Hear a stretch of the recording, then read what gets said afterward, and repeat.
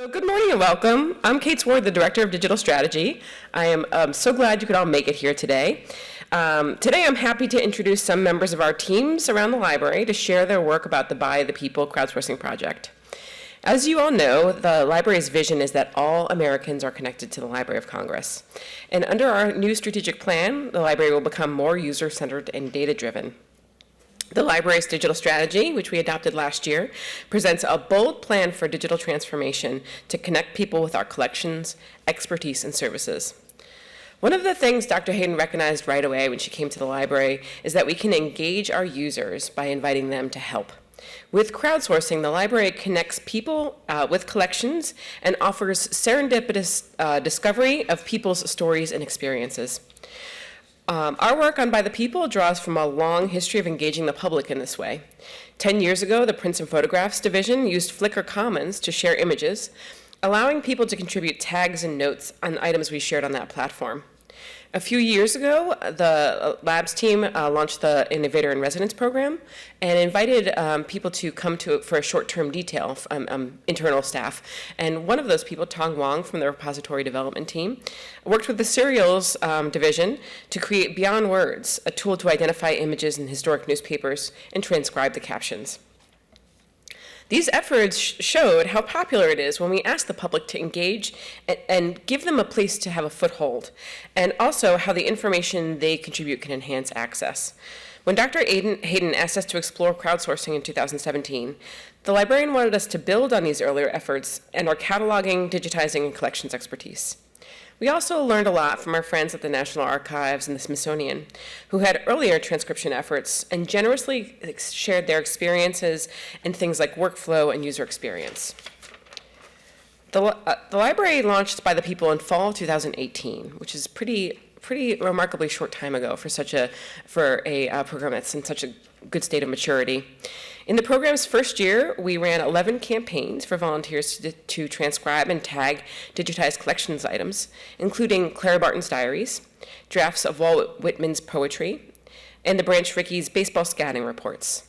We have had over 11,000 people register on the site, which is incredible in its first year of operation, and even more have contributed anonymously. These volunteers have completed over 30,000 pages, and half again as many in progress. The most recent campaign that we launched was completed in 36 hours, which is, I was astonished by it. I think these numbers are impressive, and they tell a story about how digital initiatives can provide new levels and kinds of engagements with our users, and a new relationship with the Library of Congress. My mother, I was just home in New Jersey over Thanksgiving, and my mother is famous for putting people to work. She, when you come to visit, she's like, okay, glad you're here, nice to meet you. Go to the basement and get these chairs that we need, and oh, you're over here, we got some dishes to wash. And I think it's a really lovely way that she has that shows people that they're welcome by asking them to participate. And I think that in similarly, By the People shows people, when we invite them to help out, when they invite them to volunteer, it shows people that they're welcome because we're asking for their help. This program also is a really exciting example of cross-library collaboration, primarily between LC Labs, IT design and development, and various parts of library services, including the Associate Librarian's Office and the Manuscript Division and Special Collections, and General Collections, and ABA. The roles in the library, the roles of these library units are diverse, and today you'll hear from folks reporting to different areas of the library. You'll hear from Megan Ferreter, who is a member of the LC Labs team, Lauren Alge, who currently reports to LC Labs, Elaine Camley, who is an OCIO, and Victoria Van Heining, who works in the Manuscript Division. The other stakeholders in this project are, of course, the American people. Crowdsourcing at the library has precedence, and it's built on an incredibly strong foundation of library experience and expertise. At the same time, though, we'd like to think we've created something unique here and something critical to democracy. We've invited the American people to help make our collections, their collections, more accessible. It's a worthy mission, and I hope to continue to grow and nurture the project in our communities in years to come. And now it's my pleasure to introduce Steve Morris, who will make an important and exciting announcement about the future of By the People.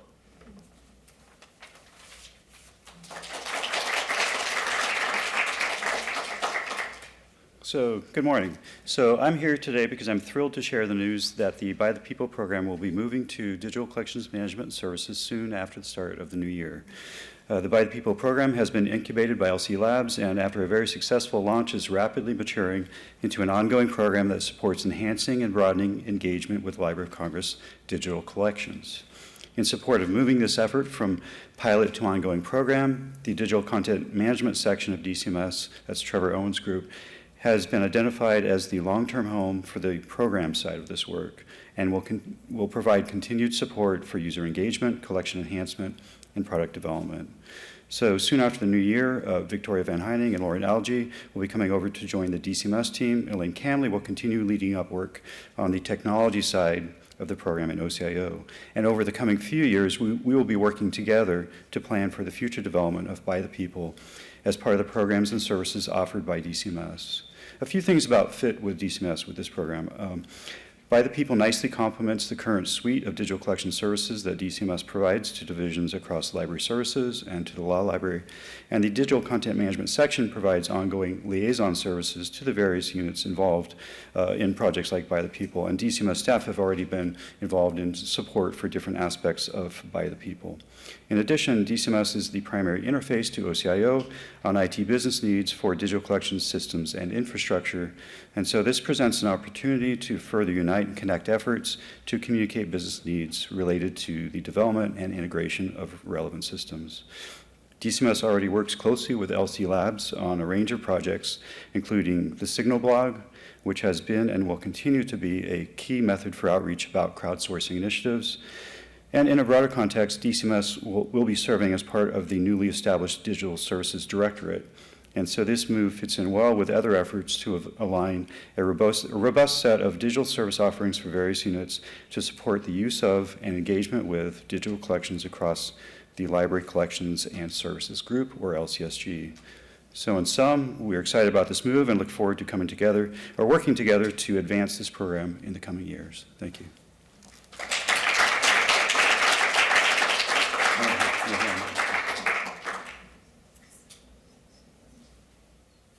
Hi everyone, I'm Megan Ferreter. First of all, I just want to say this is really exciting news.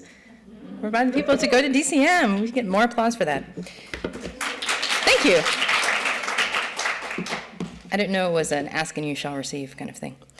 So I'm going to share a little bit about some of the background that we put together in order to launch this program. I joined the library in 2017, and when I arrived, I had two main tasks. The first was to learn more about experiences at the Library of Congress with crowdsourcing approaches, and the second was to launch the pilot that Kate mentioned, Beyond Words, and more on that in just a little bit. This was not a problem because I really like research, so I was like, great, here we go, I'm going to put my hands around it. And I had the chance to chat with a lot of different people across the library who had been involved with various modes of crowdsourcing. So today what I'm going to do is share about some of the ways that those experiences helped us prepare to design, build, launch, and continue to sustain By the People. So when I arrived here, the question, I was pretty sure I knew the answer to the question, but I still had to ask it anyway. Is crowdsourcing new to the library? And unfortunately, Kate spoiled my answer in her introduction by saying crowdsourcing is not new at the library. But I also had to immediately narrow down and define crowdsourcing a little bit more specifically.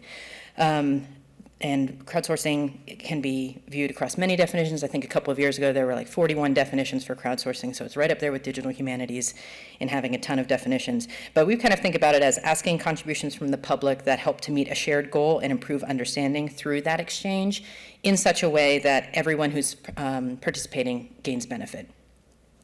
And I also needed to narrow it down to the kind of crowdsourcing we were likely to undertake, which was to be approaches that integrated technology and required participation via a web service, an online tool, or a social network.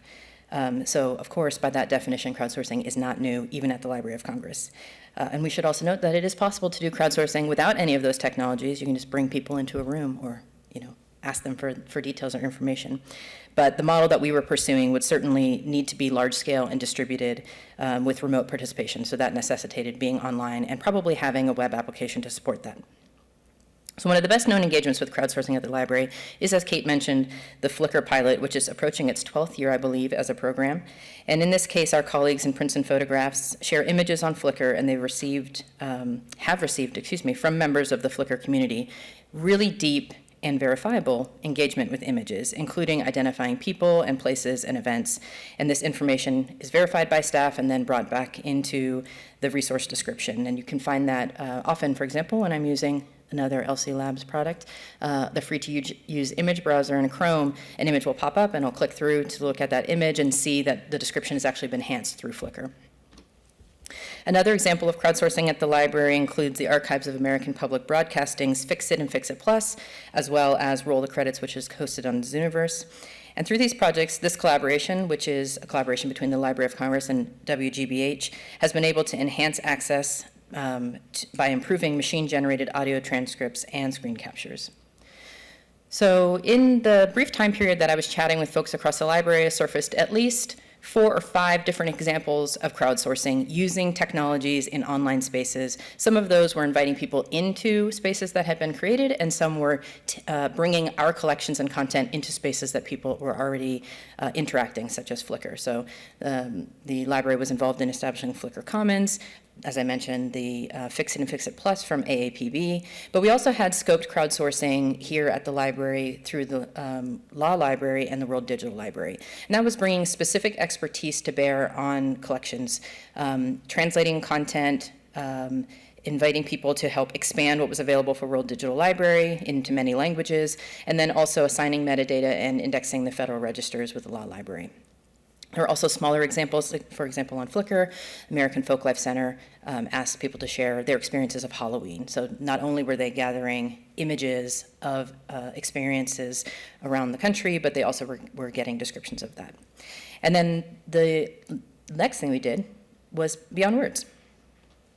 So Beyond Words, and I should mention, really quickly, while these first sets of projects do have varying designs and levels of customization of tools and also technology, they do share some features, and these were really important for us to consider as we moved forward. And that included that they required a really high touch from staff, and investment of staff time, and their goals were primarily to improve library content and collections that resulted in deep engagement in meeting these kind of mutual goals of participants. And when we thought about what we were going to do with what became By the People, we wanted to flip that. We wanted to start with engaging people and then improving our collections. So Beyond Words was another angle to explore crowdsourcing. As Kate mentioned, in September 2017, we launched Beyond Words with colleagues in OCIO and Serials. And in this particular application, we asked people to mark or segment newspaper images, to transcribe the captions, and to classify the images. And sometimes they also verify the contributions of other volunteers. We approached this crowdsourcing pilot as a way to understand the feasibility of adopting crowdsourcing in our context, as well as to verify some known knowns in crowdsourcing best practice. It was designed as an experiment, but it was implemented in a way to better understand the needs for what would become our current Library of Congress model for crowdsourcing in By the People. So what did Beyond Words give us? It gave us an opportunity to use an existing tool. We used Scribe, which was co-developed by the New York Public Library and Zooniverse and supported by the NEH. We created some internal understandings, for example, preparing collections, moving them into AWS, converting them, and then serving them back in this application. We also learned a lot about the workflow and the flow of moving people through this process. When we originally designed it, I think about 8 people had to touch each individual image for it to be completed, and that's a lot of people. So we wanted to move that down a little bit. In our pilot, Beyond Words, just in case you haven't ever checked this out, it is available still on labs.lsc.gov, but we will soon sunset it. And this application presents newspapers from the National Digital Newspaper Program, served from Chronicling America, along with the metadata for those images. And specifically, it's a data set of about 412,000 newspaper pages. And those dates for those newspaper pages correspond to the U.S. involvement in World War I. So the declaration of war in April of 1917 to the cessation of hostilities in November 1918. And we also, through this process, created a data set, and we were able to think through what it means to create right statements around data that is publicly generated, and hosting that. We presented as JSON data, and we were able, across the process, to share openly about what we were learning. So we concluded, in general, that people really liked it and wanted to contribute, and they still do. I think that we have just under 8,000 completed images in that workflow, and what's significant is there's no community management at all in Beyond Words. So it ran but imagine what it could do if it had had someone supporting it and reaching out. We also don't collect any information about participants in Beyond Words, so that is fantastic for limiting and managing personally identifiable information, because we don't capture any, so we don't have to manage it. However, the trade-off is that we're unable to communicate with participants clearly, so we can't follow up with them. And even in sunsetting, designing the sunsetting part of this program, it will be really challenging to make sure that everyone who has had a great experience with this project knows about our plans to shut it down. We also found that the workflow was a little bit too complex for this type of material, which is really variable, which is something we would need to keep in mind because our collections, of course, are so varied.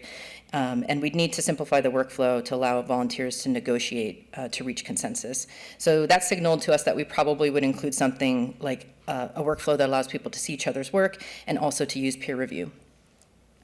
The last two things that we concluded from Beyond Words is that context is really important and helps the volunteer perform the task, and we would need to have control over the code base and design it to evolve to address our emergent needs. So these are a lot of words, but I will give you some highlights about the case study and pilot takeaways. So from those sets of existing projects here at the library and also Beyond Words, we realized a couple of things. First of all, the public is really generous and wants to contribute to these types of projects. They're ready to participate. We need to find ways to invite them in and support them in the process. Secondly, resources are really necessary. So we wanted to responsibly design the support for this project.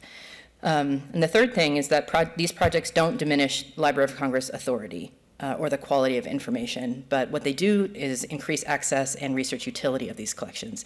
Now, it may not be that what's received back through these workflows is immediately perfect, but it already is better than what we had before and takes us forward in making these types of collections available for various purposes.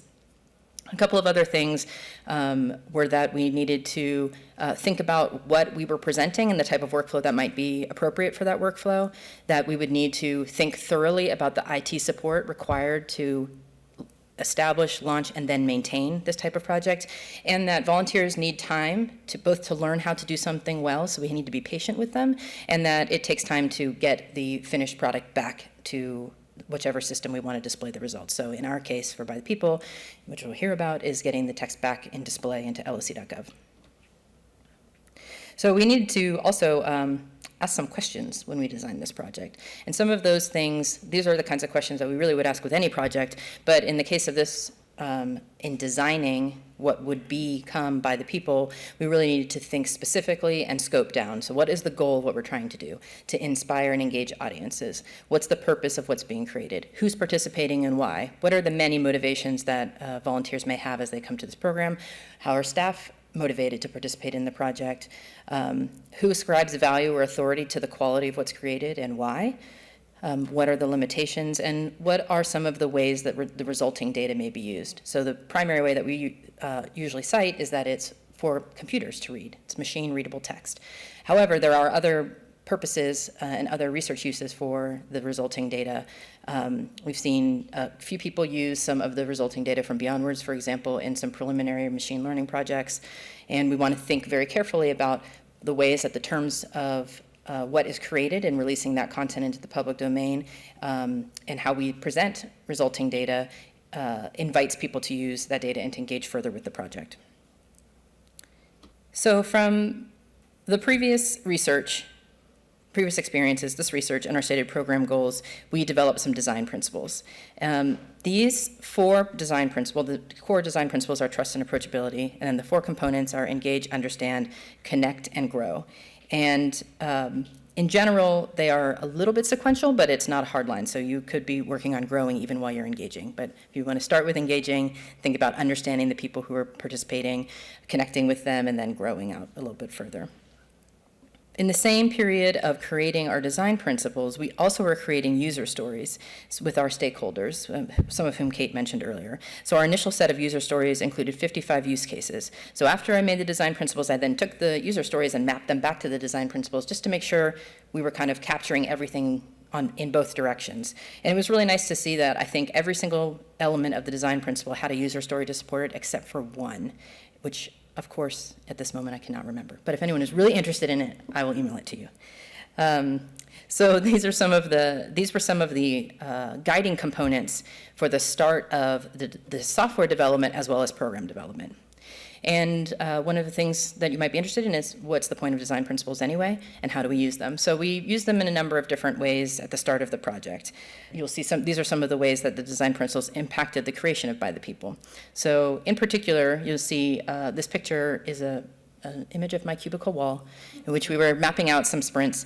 But we used the design principles for a number of things. We connected them to the user stories and made sure that we were reinforcing our promise to be user-centered. We used them as a framework for decision-making, as evidenced by this cubicle wall.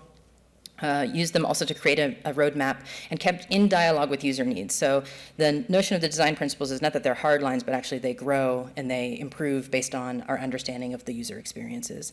And they also showed us places where we could grow, or some ideas of where we might need to grow. And they really were kind of suggesting pay attention to what users need with the experiences of staff, of researchers, and think about the ways that you can move forward.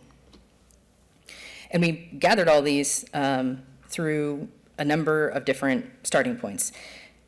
From experience and practice, as we mentioned, this is not new, so we had staff expertise here in the building, as well as other experiences from observation and discussion with people who manage these types of projects across other organizations. In my case, through years of volunteer feedback in my previous role at the Smithsonian Transcription Center, through years of assessing patterns of criticism or gentle feedback, and taking those things forward and thinking about how do people assess crowdsourcing projects in general, and what are the ways that we can imagine the best possible future of these type of projects. And then through analysis and landscape review, and of course even some wishful thinking of what we would really like to see in practice. But we also took these design principles from existing projects, including the Zooniverse, DOI History, which is out of the University of Iowa Libraries, Smithsonian Transcription Center, History Unfolded, which is from the U.S. Holocaust Memorial Museum, Micropass from the British Museum and University of College London, and the U.S. National Archives and Records Administration Citizen Archivist Project. So all in all, this led us to a plan and some starting points, just starting points, for creating Concordia and By the People, because the whole purpose of doing this research was to create a foundation from which we could move forward. So we wanted to use this as our anchor, and then through our experiences and research, continue to move the project forward. A couple of things to keep in mind as you're listening to the rest of the presentation is all of this is designed in our context. We hope that the ways that we do our work is valuable for other organizations, but it's most important that it's applied within our context. Many organizations will try crowdsourcing projects, but few will grapple with and have the opportunity to consider the scale and complexity as we do at the Library of Congress. So I hope you enjoy the rest of the presentation as my colleagues Elaine, Victoria, and Lauren will share about how they embraced many challenges and opportunities.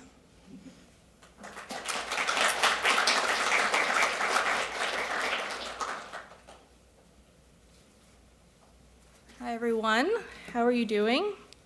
I'm going to chat with you all. I'm Elaine Camley. I'm the person who manages the building of the open source platform that serves By the People, which is called Concordia. All these things you'll probably get to know in just a few minutes. Megan gave a really great overview of our origin story, and I'll dive deeper in how we take those design principles and how we turn them into code and what you see on crowd.lsu.gov. But first, I know this is really early and maybe you had coffee, maybe you didn't, but I want to ask some questions here. So first, I want to ask how many of you have collections in By the People right now that people are transcribing? I see. All right, there you are. Awesome. How many of you want your collections in By the People for people to crowdsource? Oh, that's why you're here. And how many of you have actually transcribed on By the People? Oh, nice. And lastly, and maybe it's extra credit, how many of you have submitted an issue on our GitHub to By the People? Oh, okay, so after this, if you raise your hands, I really want to thank you for participating. This is really incredibly important that this is by this room, we kind of see that this kind of touches even beyond this group, this team that is managing this process. And the way that we want you to participate is that in multiple ways, in multiple folds. And, so by the time you leave here, I hope you feel inspired and to take action and join us. And maybe the next time I see you, you will raise your hand for all 3 of those questions, because I will tell you how to get to our GitHub and to issue an issue for us to kind of develop on. And I'll also be following up with you in the halls, so if I see you around, I'll just continue to ask you if you did it. So, launched in October 2018, By the People invites the public to become virtual volunteers and contribute their valuable time and knowledge to enhance our digital collections by transcribing, reviewing, and tagging. In turn, we hope they learn and forge a deeper relationship with the library and our collections and with fellow volunteers. With just a computer and the internet, anyone can contribute. So our goals are equally to connect all people to the library, to kind of further our vision statement, and to enhance our collections. Our volunteer contributions, these transcriptions from the public help improve our page-level keyword searchability, like Megan just said, our readability, especially for folks with cognitive or visual disabilities, and these completed transcriptions can now be available in bulk for textual analysis like machine learning, like Megan also said. So 3 fundamental components are key in making By the People successful: public digital collections, a program to engage our volunteers, and software development, which is my favorite, holler, and to build the application. I will dive deeper into the software development process. Later you'll hear from Victoria about the collections and Lauren around engagement and user research. By the People is built using Agile web development methodology, user-centered design, and as we continue to iterate on the product and program against the 2 key design principles that Megan also said, which is trust and approachability. All right, so now brings me to the scariest part of my presentation, which will be a live demo. So bear with me. So volunteers can explore, transcribe, review, and tag our collections at crowd.lsu.gov. Through a consensus-based model, completing a page requires at least 2 volunteers. So Beyond Words was 8. We reduced that to just 2. 1 to transcribe and then 1 to review. A page can be finished with as few as 2 people, or with many with several rounds of edits. So it can go from 2 to very many, depending on the complexity of the collection. Review is actually my favorite part of the process. It makes me know that I can transcribe something and someone will look at it after me. It is a safety net that allows volunteers to try their best with transcribing, make mistakes, and really learn from them. Keeping with the principles of trust and approachability, we want people to know that something is going to catch them. They will be able to just try it, and that you are amongst the community to really help you get through it. All right, so let's go ahead and dive in. So here is the homepage of By the People. The carousel features the top items. Community managers are actually able to update these slides based on the latest campaign or a challenge. So this kind of gives the user already the things that we find most important. Below here is kind of a basis of the actions our users can take. You can transcribe, you can tag, you can review. Each one of these orange buttons leads you to our instructions page. So you can kind of dive deeper into some of the instructions if you want to get more information. So volunteers can jump right in using this Let's Go button. So you can jump right into a page here, brings you to something that already needs to be transcribed. Or you can go to the campaigns and kind of go through the nested way of exploring a topic. So you can go down, you can read a kind of quick overview of the campaign. You can see the projects with a larger description, some related links to kind of give you more context. And here you see a progress bar. These act as a filter, so you can see what is completed, what needs review, what's in progress, and what is not started. A lot of people actually want to dive into things that they have, that no one has touched. So this is a way to kind of identify how many things are not even touched. So say that I want to go to something not started, which area do I find most interesting? So I will go to New Hampshire, Vermont, and kind of notice that these things kind of still remain highlighted, and we only have 3 assets within this item that are actually not started. So I will go in here, and here, no matter what avenue people go, you can go in through the Let's Go button, or you can go down this nested route to kind of gain more context, but the user will always come to this page, which is our transcription page. You see the asset here in the viewer. This is probably pretty familiar to most of you all who work in digital collections or even just explore loc.gov. There's some helpful things in the viewer, kind of zoom in, zoom out. Sometimes there is writing on the side, so you kind of can turn it over to the side and kind of bring it back out. And then in the right here is our text box. So we just instruct users to just type what they see. Exactly what they see on the page. You can gain more context of the item by going left and right.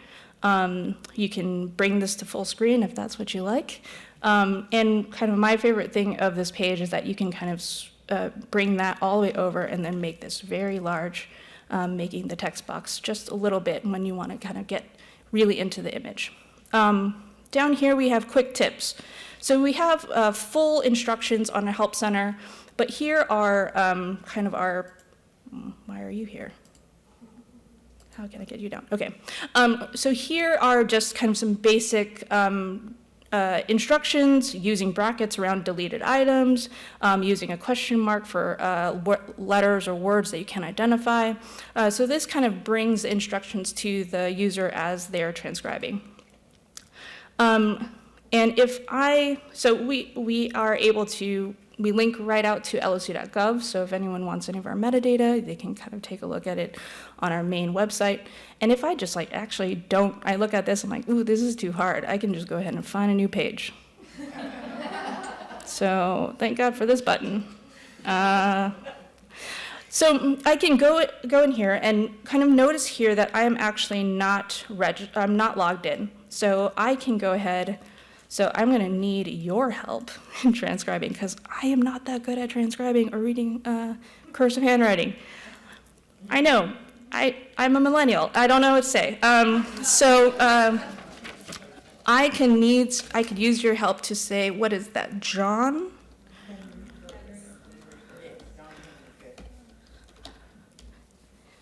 Kurt.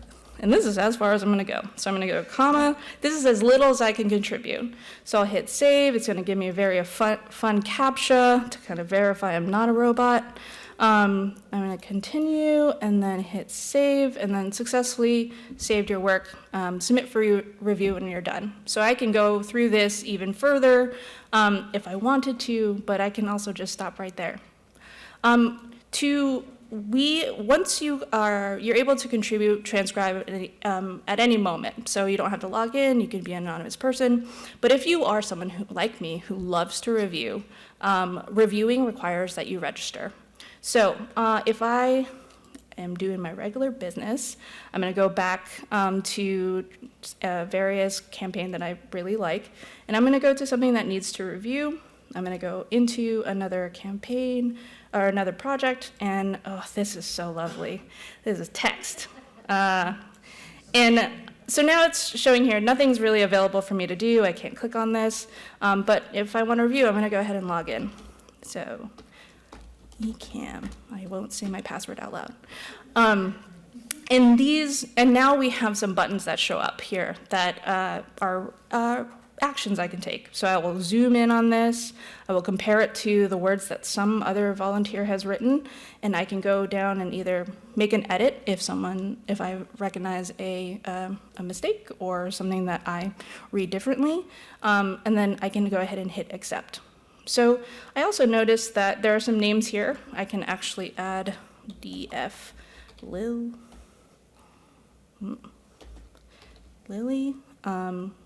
add, and I'm going to go ahead and save that tag. So names, locations, other things that can really add to a tag. As a registered user, I'm also able to do that. So one thing that I want to note while we're on this page is that we've designed a reservation system. So anyone who is coming after me onto this page who wants to read it will get a pop-up window that says, someone else is here. Do you want to stay and read, or do you want to go ahead and transcribe something else? So there'll be a button present on the window. You can go ahead and move on, or you can kind of stay and witness what is happening within the page. Another thing about being a registered user, you can go to a profile page. So I can see my username, I can change my email address, but it also shows all of the contributions I have contributed to this project. Many students ask us about documenting their service hours. We actually use this profile page as a way to kind of show evidence that they provided some time with us. So this is another way for us to kind of make sure that kind of opening the doors for people to use this in various different ways for our users. What other thing do I want to say about this? So like I said, it could be as little as 2 volunteers, or it can be as many. So depending on the complexity of the transcription. In kind of the rest of the application, you can learn more about the project here and about. We have a resources page here that Lauren is probably going to speak more about, and our discuss goes to our history hub, which Lauren will also speak about. And here is where all of our help center is. So a guide to help you get started, deeper instructions on how to transcribe. So in the kind of short, quick tips, those are just bullet points, but here we kind of give a little bit more context as to why. Why do we use these symbols? What do you use them for? Which are for those who really want to dive into it. You can learn more about that. Another thing I want to show is how we are thinking about kind of doing iterative approaches around the application. So we launched a prototype this summer, kind of answering the question of, as a user, I want to find something to work on faster. So you can dive in directly into a page. You can go through the nested way of going through the campaign, project, and item. All of those things provide a benefit. We wanted to know what it would be like if we kind of gave you all of the images all at once. What happens? So you can choose here, you want to transcribe, you want to review, you can sort by these various categories, and you can kind of pick a campaign. One thing that I really like about this is that you kind of get to scroll through all the images that we have available. You can make them smaller, getting to see all of them all at once. And if you find something that's really interesting, you can make them a lot larger.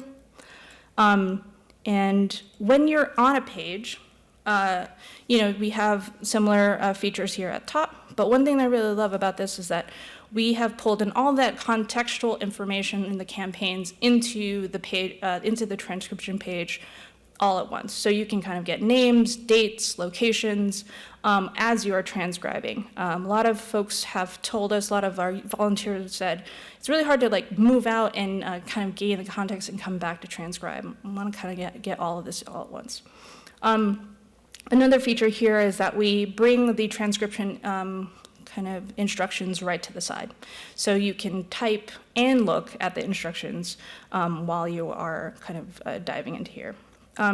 So this middle of this month, we are actually doing user research on both of these experiences and really trying to understand from users what from these things are how can we take the best practices from all of these experiences and really create something that really meets the needs for many of our users and many of our volunteers.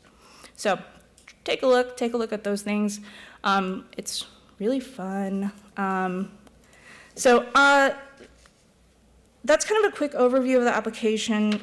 Dive in, let us know what you think. And I'm going to go back to this. We launched By the People on time and just for a month. So I came to the library of May 2018, and we launched this in October. And I want to give a big shout out to the development team for which this application would not be possible without. So Rosie Story, our technical lead, Chris Adams, Jamie Bresner, Key Lee, and Zuhair Mahmood. In just these 4 short months, we moved this project moved them from outside contractors to this in-house development team, and they have continuously built this application that has given us such a great foundation to build upon. And we've really only just gotten started. In the digital strategy, the library has made more of a commitment to open source software. Open source software is software that, with source code that anyone can inspect, modify, and enhance to take in their own uses. So not only are we using open source software within our own application, we wanted to make it available for anyone to take. Actually, someone has actually taken our code and created their own application to do crowdsourcing for their own postcards. So that's really fun. And the one thing I'm really proud of is that we have been building this thing out in the open from the start. So this is GitHub. This is where we host our source code, which is called Concordia, which powers by the people. You can check out all of the code we've built here. We have some introduction text here to kind of know how to get started. Anything that we are ever working on, we create an issue for. So if you find any feedback for us, if you're interested in want to engage in this way, you can create an issue. And the other thing that I'm really excited about that we do for this project is that we actually make all of our sprints available. So we pull those issues into what we call projects, and we bring them into this board, and anyone can actually see this. I'm on just a regular internet, and if you're ever interested in what we're working on currently, you can go ahead and check out one of our sprints. This actually would not have been done, launching this thing in 4 months, without the hard work and the technical achievements that existed before us here at the library. So we built an importer, so things that pull in the collections into by the people using the loc.gov API. This allows us to directly import collections from LOC to by the people with already publicly available digital collections. Here is the documentation by Laura Rubel, who is a visiting research fellow with LC Labs who was here way before me. So we are able to kind of use this this work in order to build on top, which also really helps with the index and the schema being pulled into by the people. And we made sure that the export of completed transcriptions is made in multiple formats to meet various needs. But most notable, the transcriptions are able to be exported using the Bagot format. I'm sure you all are very familiar with Bagot. So that completed transcriptions have a really easy way of getting back into loc.gov, which is a really incredibly important part of this project, making sure that these transcriptions really enhance and support the experience that users have on loc.gov. And Victoria will go deeper into that in just a moment. And kind of the last thing, which was my nerdiest part here, is that another success was designing this application to be in the cloud from the beginning. So team members within OCIO have been working hard to set up this cloud infrastructure here at the library for many of our needs, but it made our short launch really possible. Many of the benefits include reliability, even in the event of a library power outage with little to no downtime. It is scalable and high performing, so if we have many users coming to the site, it actually expands, and so it doesn't slow down the site ever. And these are just name a few to the benefits of why we do this in cloud. And so in the beginning, I mentioned that we're using Agile web development to build by the people. While we have high-level priorities for the year called a roadmap, we leave space to reprioritize our focus at every sprint and release updated code early and often. To do continuous development, it is key to listen to our volunteers, understand the problem we are trying to solve, and test directly with users. Research, release, test, iterate. This with a strong discipline to prioritize, we have been able to do 54 plus releases this year alone, and with only more to come. And here's just a quick example. Ben W. Brum is a person from the public and a kind of close friend to crowdsourcing in general. He tried it. This is October 24th, 2018, so this is like the day that we launched. He came onto our GitHub and added this. So with this, he gave us some really good points. There's a few things that we could have done here. So with our prioritization process, we were able to identify what was the highs, what were the lows, what were the mediums.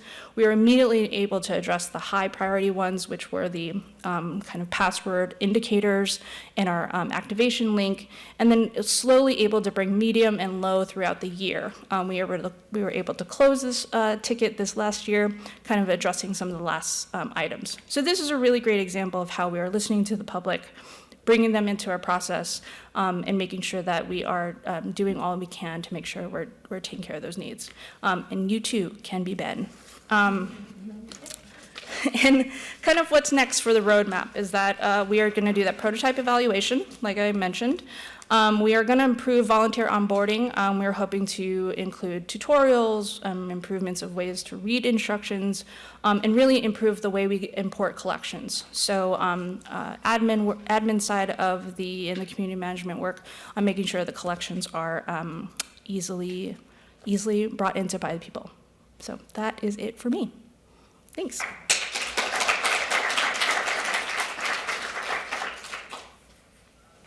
Hi, everybody. I'm Victoria. I'm the community manager for collections and data.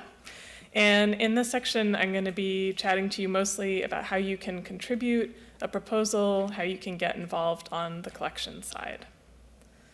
So a couple of these numbers have been mentioned already, but I'm putting them all here for you to gloat over for a moment. So we've got just 13 or so months under our belt and over 11,000 registered users. That is not counting anonymous users, but we can count the number of actions that anonymous volunteers do. So we have about 30,000 saves or submits that are undertaken by volunteers who don't have an account, and over 56,000 pages have been transcribed and are awaiting review. 37,000 pages are complete, and as of, I think, hopefully later today or tomorrow, there will now be over 8,000 pages of transcriptions that have been returned to lock.gov, where they make our content, images of manuscripts, microfilm, more discoverable. So you saw some of these while Elaine was doing their demo, showing the different collections that we have. I've put up our initial 5 launch collections and a number of collections that we launched throughout the course of the year up until June. So we had a lot of Civil War material, the guy with the beard, Walt Whitman. The letter, the yellowy letter, is the papers of Abe Lincoln, mostly things that were sent to him. We have Civil War soldiers' letters and competition entries to a left-handed penmanship competition for those who were trying to demonstrate that they still had value even though they had been wounded during the Civil War. We have a lot of suffrage material and a crossover with the Civil War as well, the papers of Clara Barton, founder of the American Red Cross, the papers of Mary Church Terrell, who was, amongst other things, the first African-American woman to serve on the Board of Education in DC, and she fought for universal civil rights throughout her life. And we have the papers of Susan B. Anthony, Elizabeth Cady Stanton, Carrie Chapman Catt, and Anna Dickinson in the lower corner there. And along the way, we realized that we wanted to be able to group materials together. So when we launched, we had the papers of Clara Barton, and we had the papers of Mary Church Terrell, and we wanted to be able to group those with the Civil War period and suffrage, respectively. We also had our first campaign finish in February of last year, February of this year, the papers of Baseball Scout Branch Rickey. These were short, sweet, they were typed, and they were also pretty acerbic assessments of people's playing ability, and they're pretty funny. Obviously not if you're the player, but they were pretty funny for everybody else. And then I should also say those were all with manuscript, and that should give you a sense of just how diverse and amazing the collections from that division are. But we also wanted to make sure that this project was finding its home and its niche with other curatorial divisions. So we started to work with a number of other divisions, and the first that we brought on board was the American Folklife Center, featuring the papers of Alan Lomax. When we did that little transcription together during Elaine's demo, that was an example from the Lomax papers.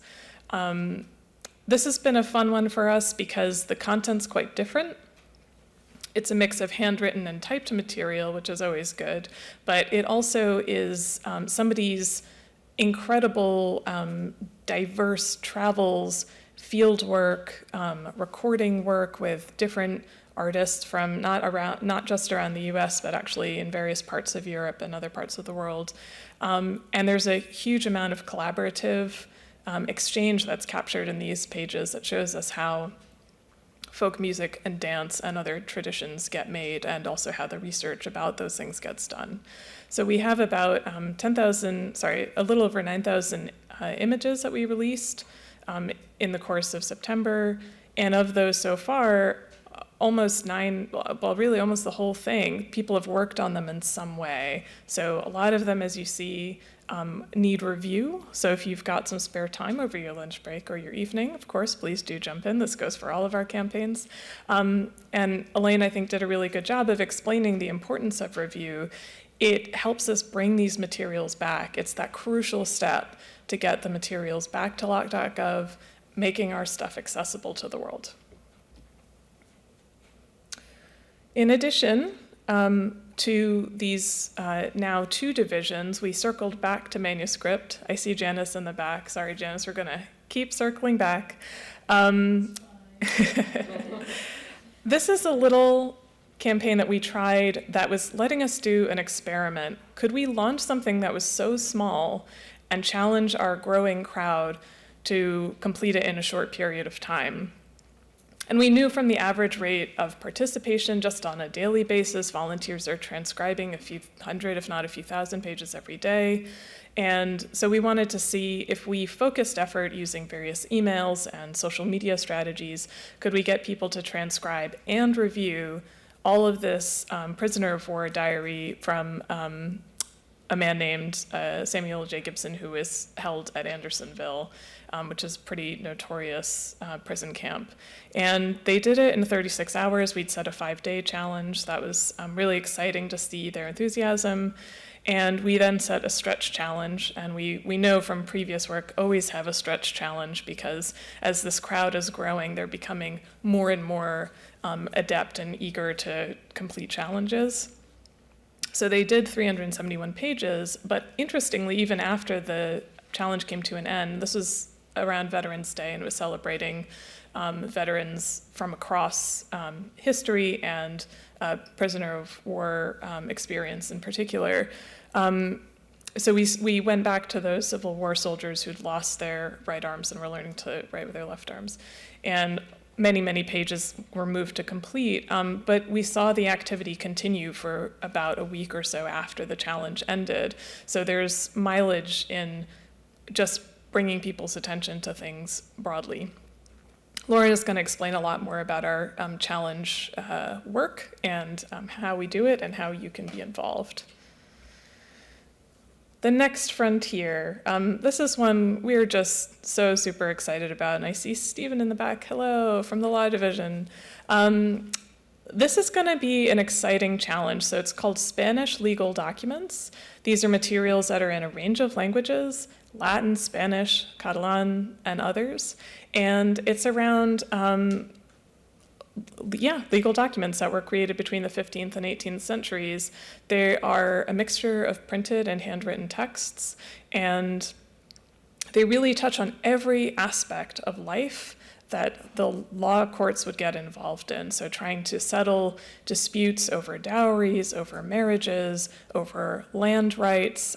We see in legal documents from any period representation of women more often than we have writings by women from those periods in their own words. So it's a really great insight into the lives of those who are marginalized and perhaps less well represented in other documents.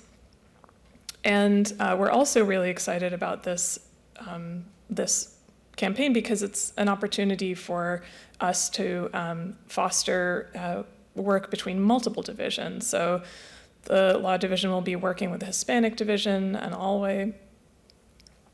And it's going to be probably quite a long-running and fun collaboration because there are quite a few documents, so 63,000 pages. And it's just a crucial note to say that this is not a translation project. We had volunteers pop up early on when we launched the Mary Church Trail papers and Clara Barton papers. They have Spanish and French, German and French entries in their diaries, as was the sort of habit at the time. If you were frolicking around Europe, you might write in the local language of the country that you were staying in. And the opportunity that we have now is to start reaching out specifically to people who have these language skills. And we had offers with Barton and Terrell for people to start doing translation. We said, we love your energy, and if you want to share that on History Hub, our discussion forum, by all means, please do. But we're not going to be able to take this back into loc.gov. It's a whole different mission, and it probably requires much more back and forth and mediation and expertise than we can bring as an institution to like fully support that programmatically. But it's a really important thing to have the original languages transcribed, and then if somebody wants to go off and make a translation and do an edition, they can use those as their jumping off point. Okay. So you already saw the interface. This is an example of a page from the Lincoln Papers, and it's one of many documents that are handwritten that we have that are in color. We also have a huge amount of microfilm materials. These are journal pages from Clara Barton diaries. We have the typed pages. I believe this is an example either from Ricky or an Anna Dickinson speech. And I'm showing that to really say for those, we're gonna give you an exercise to do momentarily where you can start thinking about the documents that you might propose. Anything that is not legible to a machine, and that includes typed stuff on foolscap or onion skin, or things that are so ornate, like the example from the Spanish Legal Documents Project, where we know OCR just fails on that spectacularly. Those are the kinds of things that we want. And handwritten texts also are really the bread and butter here as well. But providing multiple ways in for people to engage, maybe somebody starts with a typed document, but then they gain confidence and they explore cursive.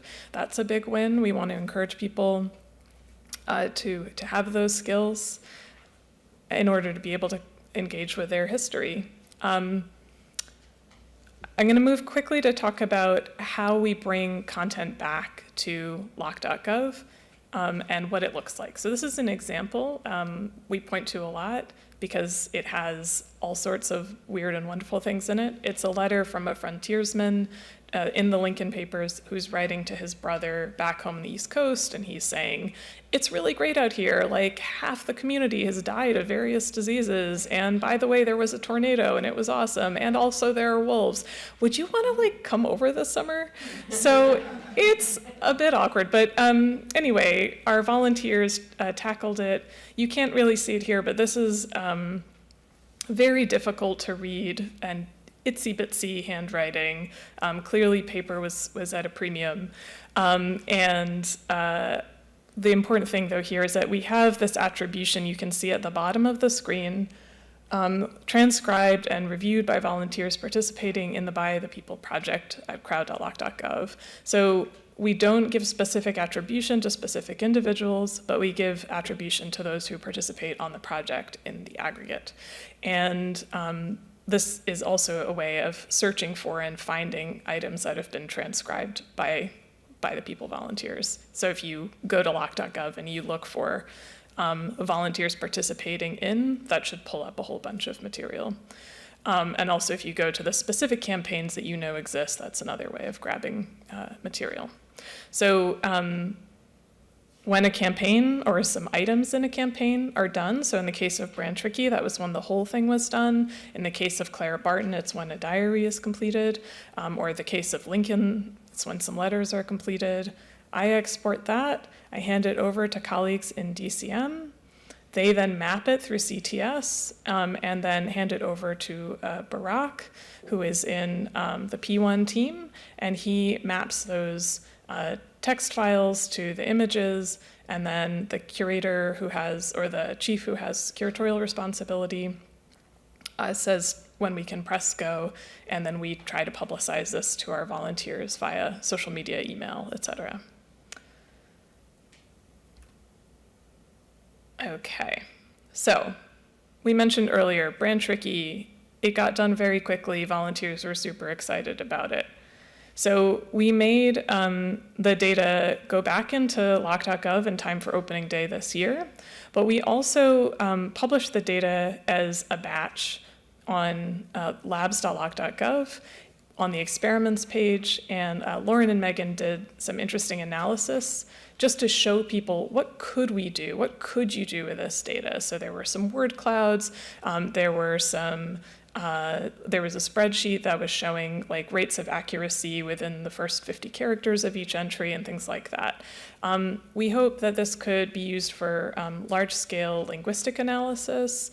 It could be used for sentiment analysis. It could be used for machine learning. I believe Elaine said that earlier.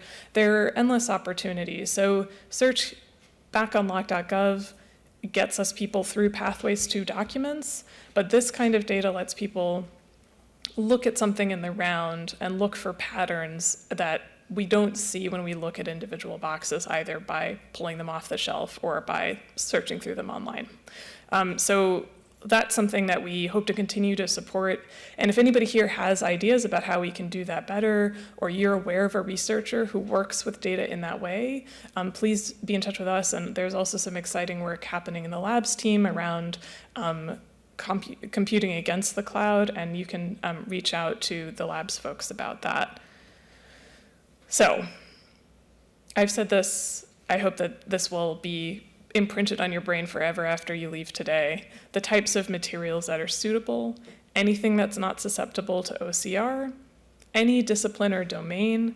We're really excited about the prospect of including more scientific or tech stuff in future, architecture, things like that. Literature, language, arts, cartography. If you have policy documents or organizational records, all of those things are good. If you're aware of material that get used in core curricula, either K-12 or university, that's great. If you're aware of materials that are heavily used for research, they maybe already have been digitized because they are heavily used, and our digitization here, as you all know, is partly preservation and access as well. There may be materials that are really obscure and you want to nominate them for digitization and then ultimately inclusion by the people, because that would be a great way of opening up your collection to better use. And I say this a lot, but you might think that your collection is weird and maybe nobody would really care about it except for like 3 guys. There are a bunch of people that will care about it and be excited whether they have a pre-existing interest or not. So don't let niche put you off. So the proposal, this process may change in future, but the way that it works now is if you have not yet done a By the People campaign, then you would create a proposal. Your material needs to be digitized on lock.gov, free of copyright and other restrictions, and obviously in need of transcription. So like there should not be a fully searchable, free edition of this online that, for example, we already have supporting on P1 or that we have an access to in some other way. Anybody can propose a campaign, and you need to get the curatorial buy-in if you're not the curator not within the relevant unit. And you can be an individual division proposing, or like Law, Hispanic, and Alawi, you can do a collaboration. So I know you all already have or will be exploring crowd.lock.gov for ideas. You can evaluate your collection needs. What's something that ties in with an upcoming anniversary or event that you're doing, or an exhibition that you're hosting? You can look at our proposal form, which is available on Confluence, and when these slides go out afterwards, you can find it there. We also have a very detailed Confluence page called Crowdsourcing, and anybody is free to look at that and download this form, but also explore the way that we work. You can draft your proposal and share it with community managers. Lauren and I will be happy to sit with you and look through your ideas before you then seek the signatures of your relevant chief and director and OGC who sign off to make sure that all things are up to snuff on the legal and copyright fronts. And if you have never proposed before, you will be asked to bring some content and your proposal to the Digital Library Content Group, the DLCG, and they will assess whether the division and that particular proposal is suitable. And then once you've passed go, then in future you would just go through the By the People team for your proposal and getting those 3 signatures that I already mentioned. Linking your proposal to existing programming, to educational opportunities and outreach, and to various festivals, conferences, anything like that. The more that you have resonance with existing programming, it could be a really big thing, like the Walt Whitman 200th birthday, which was this year, or Suffrage Centenary, which was this year. Or it could be sort of like what we did last year, was the 155th anniversary of the Gettysburg Address. You know, we could also have celebrated that this year as well, with releasing new content, for example. So now it is time for our exercise, and I think you all already have your exercise sheets. We have some pens as well. And it's an opportunity for you to write down a collection that you think would be a good fit for By the People. And that could be a collection that would be radically transformed through access provided by transcription and deep public interaction. So remember, think about this as much as a program of engagement as it is about plopping some stuff on the internet. It's going to be both. Okay. All right. Well, while you think and write, I'm also going to start talking because I want to make sure we have at least a little time at the end for questions. I'm Lauren Algie. I'm currently in the LC Labs team. And I'm going to be talking a little bit about the heart of this project, our volunteers. So many of our volunteers work independently, but we're also partnering with organizations like libraries, schools, and other community orgs to forge relationships between the Library of Congress, those institutions, and their own histories. We've created scaffolding for replicable transcription programs following the model of Wikipedia editathons that include everything that they need to know about how to host a successful event. We've also been pointing our internal colleagues to this documentation. We piloted this last February with DC Public Library. At this event, we worked on the papers of DC hometown hero, Mary Church Terrell, which we also tied to the Public Library's local history collection. So that formed a model that we documented, and since then, we've refined through feedback from other libraries and organizations, and it's now available on the By People resources page, which Elaine pointed to earlier, so you can find it there if you're interested in seeing it or pointing anyone to that. So for each campaign, we're compiling a list of affinity groups that we reach out to directly, organizations that we know have an inherent interest in the collection or the subject matter. For example, the American Red Cross for the Clara Barton Diaries. This history is their history. And as a result of reaching out to them directly, this summer the Red Cross archivist organized a staff-wide transcribe-a-thon using our documentation. And this was so successful that they subsequently also added transcription to a donor event that they were doing. So that's just one example of the ways we can directly connect not just to individuals, but to other organizations. And we've heard from dozens of schools and libraries that have hosted transcribe-a-thons in the last year, including this event that's pictured here just last week, which is a collaboration between Kansas State and their local public library. Educators are also huge ambassadors for this. We've heard from middle school up through undergraduate levels using this in the classroom. Our amazing Learning and Innovation Office colleagues do a great job of helping us reach them and shape our outreach to these groups. They tell us that By the People helps students build skills in close reading, examining historical content, building interpretive consensus, and primary source analysis. Teachers have told us that the real-world impact is the best part. Students care that they're involved in producing and disseminating cultural memory. They know that this work is actually going back into our collections. It's not just another assignment that then's gonna, sit in a folder somewhere. And so we've brought that feedback into our process, and is part of why we've pushed really hard to prioritize early and regular return of the transcriptions to loc.gov, as Victoria transcribed, with credit, to make that real-world impact one that they can see. We get a lot of questions about who our volunteers are. We don't collect any personal data outside of anything that people supply to us to register, which is just a username and email. And many, as was mentioned, participate anonymously. But we do have a lot of quantitative data from our direct interactions with volunteers. This is largely via email and our active discussion forum on History Hub, which is a platform organized and run by National Archives, where we have our own space to build a community practice. We do hear from students and teachers at all educational levels, as I said, as well as young parents, retirees, that includes retired staff of the Library of Congress, who are excited to continue to use their expertise and knowledge, but do it on their own time and in their own homes. We hear from people who are former librarians, archivists, transcriptionists, folks who majored in history but ended up doing other work professionally and are excited to reconnect to that passion and interest. There's also folks who are discovering their love of history through this project. For every volunteer who joins us because they already care about Walt Whitman, there are those encountering Mary Church Terrell or Carrie Chapman Catt for the first time through this project and becoming super fans of those people in their lives. Most of all, our volunteers are interested in connecting to these pieces of history and helping the Library of Congress make its collections more accessible for everyone. They appreciate the opportunity to do so when and where they can without time commitment, though the time that many of them spend is really impressive.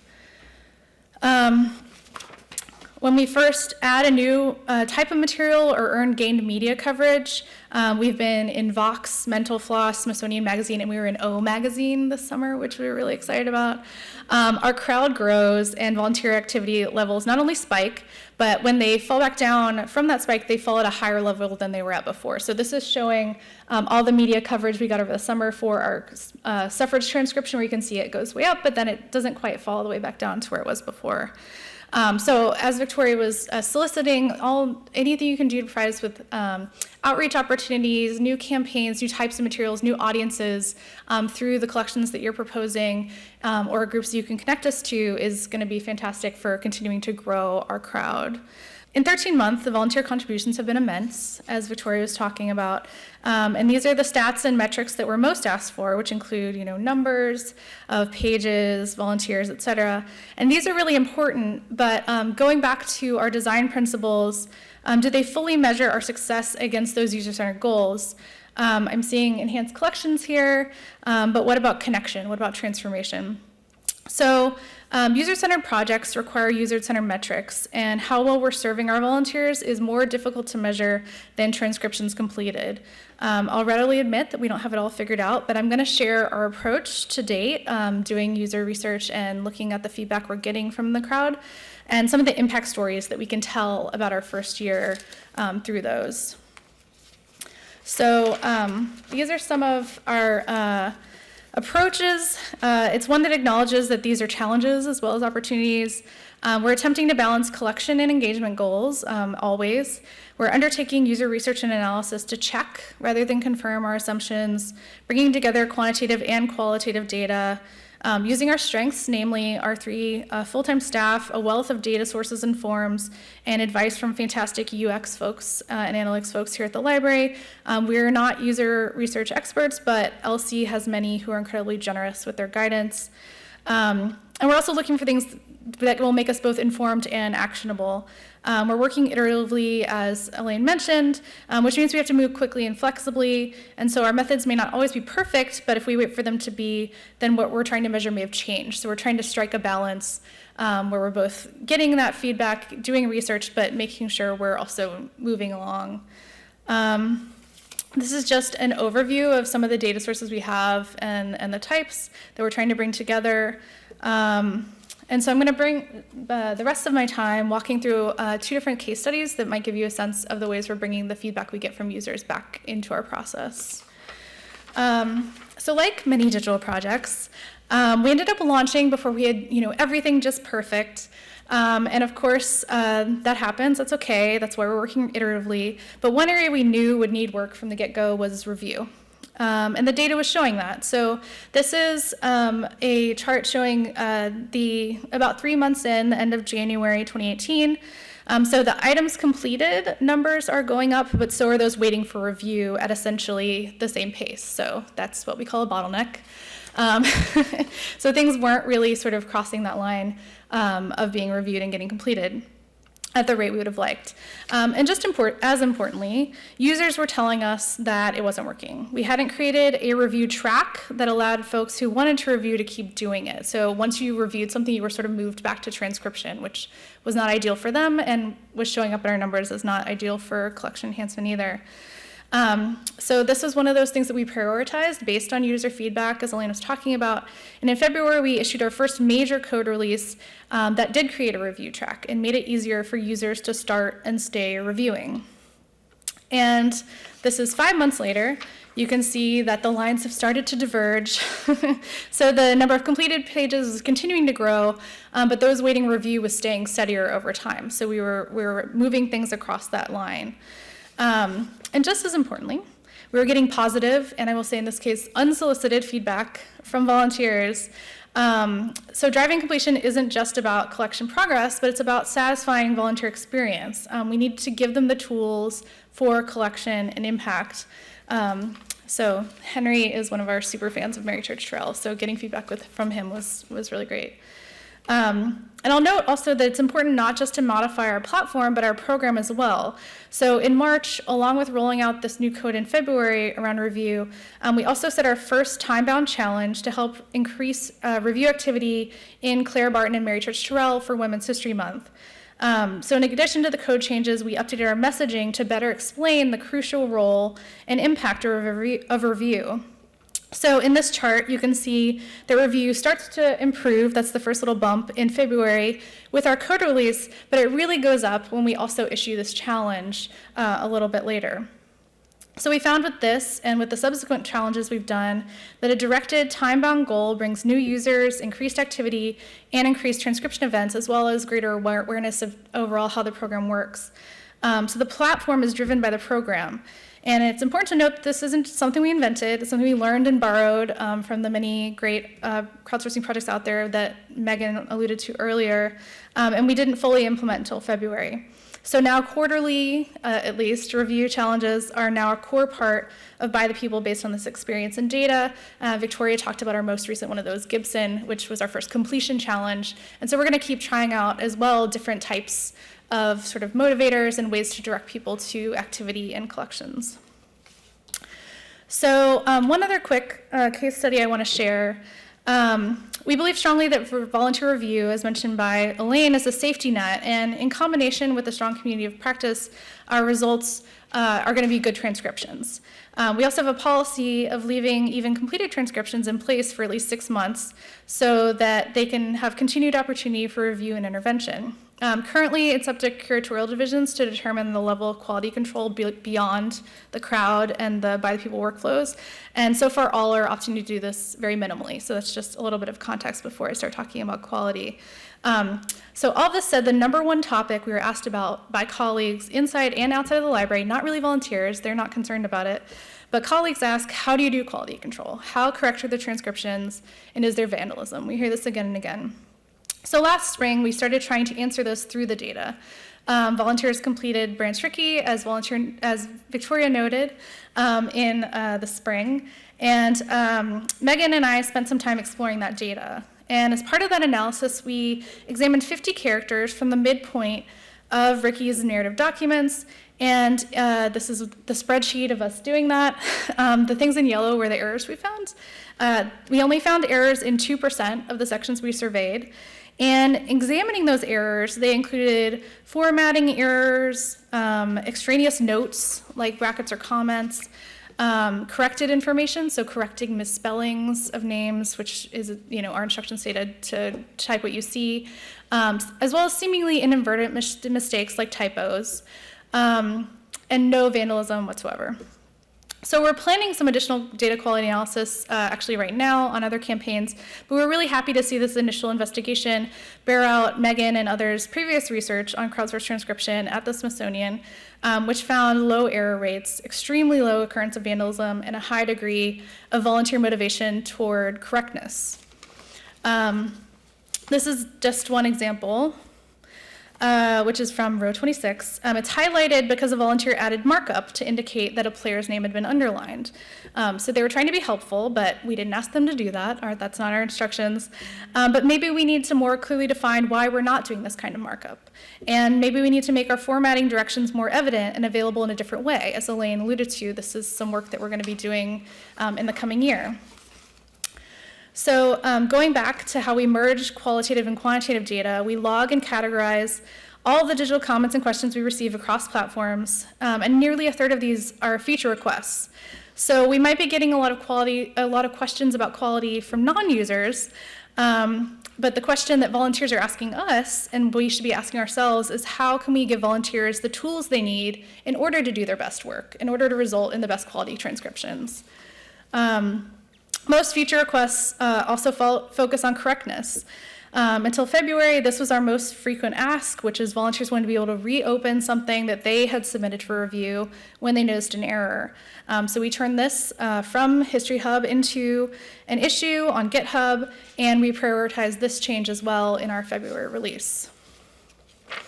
As with review, there's also a programmatic issue we need to marry with our code changes. So almost a fifth of the questions we've received are about instructions. So volunteers wanting to clarify that they're doing things right. How do I transcribe line breaks? How do I transcribe formatting? Do I correct misspellings? We conducted our first brief user survey in March to solicit feedback on onboarding. And the number one thing users said would improve getting started was instructions. More about instructions and putting them in different places. And the focus of many of the free text answers in that case, also instructions. We pulled this feedback back into our development, including the new prototype that Elaine showed, which we released in the summer. And we're currently determining how to bring the prototype and its features forward, and have roadmapped additional work on onboarding for later this year.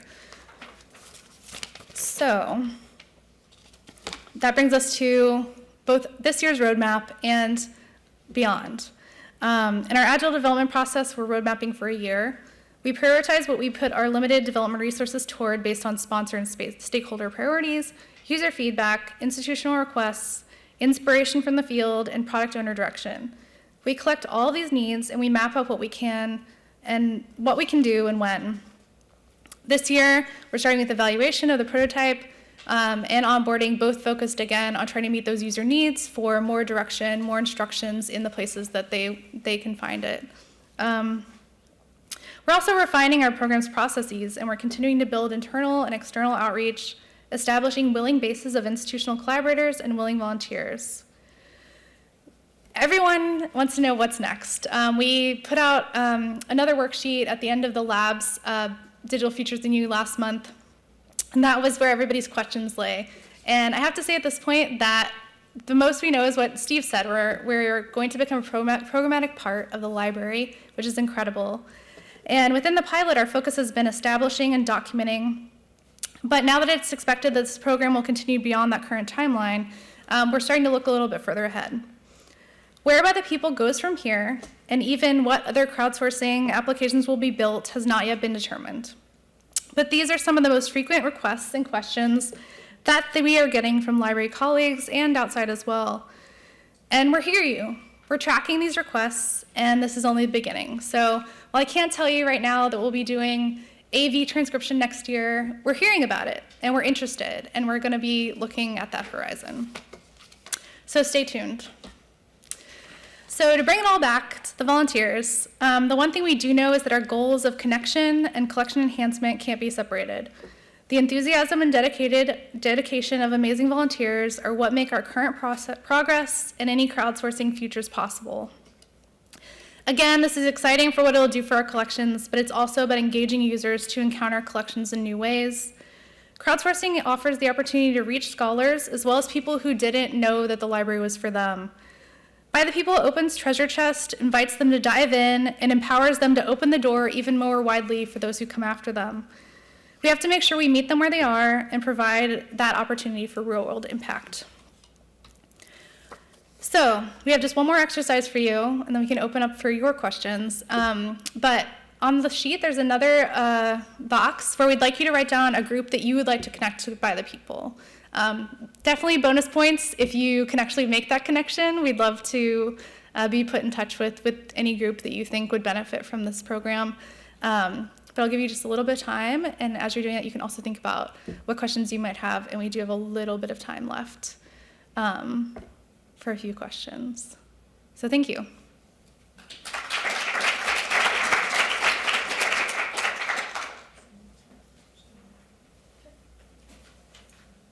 I'm going to repeat it just because I know we're being recorded. Can two people edit at the same time? The answer is yes, but we highly recommend them not to with the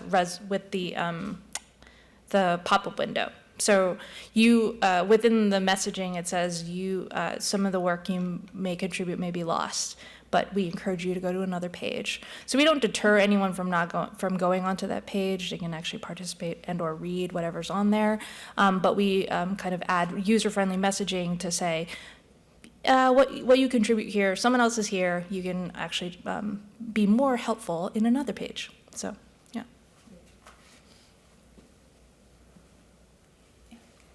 Do you find that the content of materials is more important to attracting users, or do you find that it simply has to do with maybe the format and the joy of transcribing any topic? Okay, so what's more important in attracting users, content or just the joy of transcribing? I mean, I think we definitely see both. There's many different motivations. There's actually been really good research done on this that people come to crowdsourcing with various motivations, whether it's content or just when you contribute to something or contribute to the library specifically. Yeah, and we're also seeing various teachers are assigning crowdsourcing in the classroom, and Lauren touched earlier on how, for some people, knowing that the outcome will be made available on the library's website is really important. Others are motivated by knowing they're helping people who use screen readers to better access content here, and they're maybe not as concerned about exactly what they're transcribing, and others come as diehard fans, or they become diehard fans when they spend time with some collections. I'll say that the media coverage we got this summer around suffrage was about help the Library of Congress transcribe women's suffrage. The Library of Congress needs your help, which is something that I think we sometimes are a little, we want to make sure we're saying that this is about their own motivations too, and we try to live more carefully, but sometimes the media coverage has expressed it in more dire ways that apparently people have found very compelling. So, I don't know, trying to figure out how to incorporate that observation.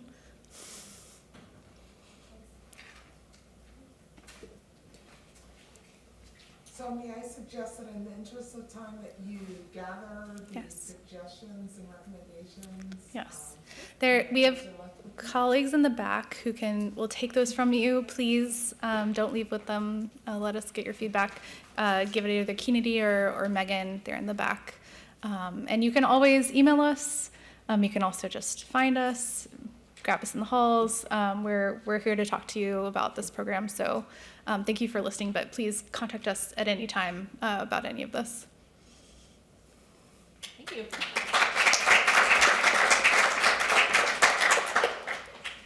And we have some postcards with information about the project. If anybody would like those, just let me know. You can have a stack.